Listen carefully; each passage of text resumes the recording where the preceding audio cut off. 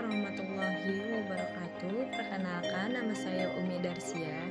Di sini saya ingin mempresentasikan hasil tugas saya yang berjudul resistensi antibiotik. Baik, di sini ada pengertian resistensi antibiotik.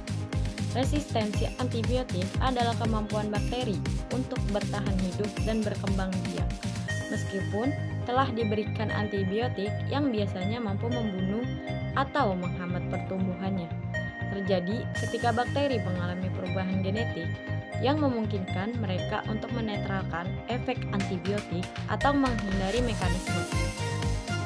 Mekanisme kerjanya, resistensi antibiotik dapat disebabkan oleh penggunaan antibiotik yang tidak tepat, seperti penggunaan yang berlebihan atau tidak sesuai dengan resep, serta penyebaran bakteri resisten antara individu atau lingkungan. Ini merupakan tantangan besar bagi kesehatan global karena dapat mengurangi efektivitas pengobatan infeksi bakteri dan meningkatkan risiko penyebaran penyakit.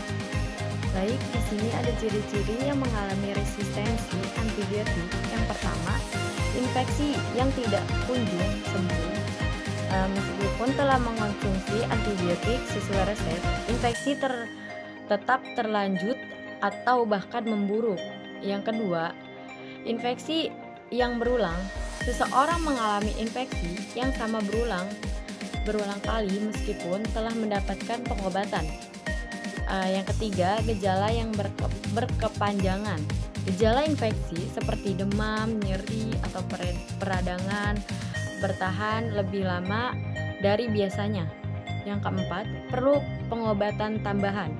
Dokter harus meresepkan antibiotik yang lebih kuat atau kombinasi antibiotik karena pengobatan awal tidak efektif. Yang kelima, penyebaran infeksi.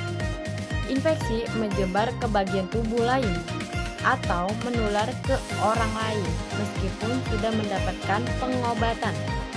Baik, di sini ada faktor-faktor penyebab resistensi antibiotik.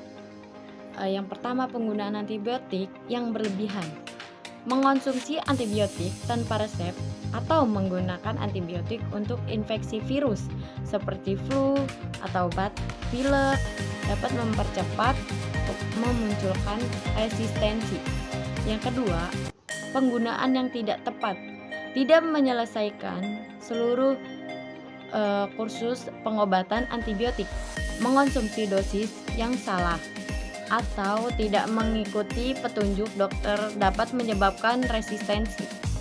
Yang ketiga, penyebaran bakteri resistensi. Bakteri resistensi dapat menyebar dari orang lain ke orang atau dari hewan ke manusia melalui kontak langsung atau lingkungan yang berkontaminasi. Baik, yang keempat, penggunaan antibiotik dalam peternakan.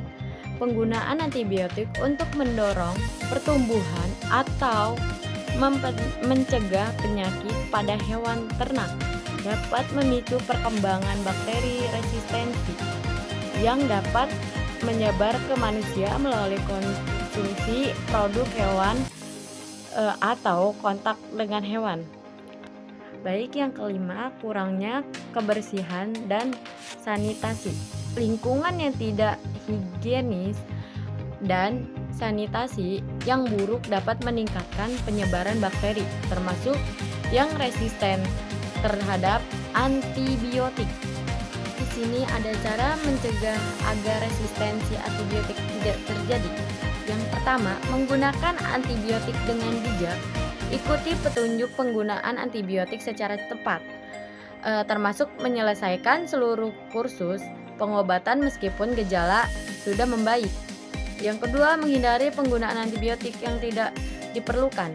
Jangan menggunakan antibiotik untuk infeksi virus seperti flu atau pilek. Baik, yang ketiga, mempraktikkan kebersihan yang baik. Cuci tangan dengan sabun dan air bersih secara teratur. Baik, segitu saja presentasi dari saya. Kurang lebihnya mohon maaf. Wabillahi taufik wal hidayah. Wassalamualaikum warahmatullahi wabarakatuh.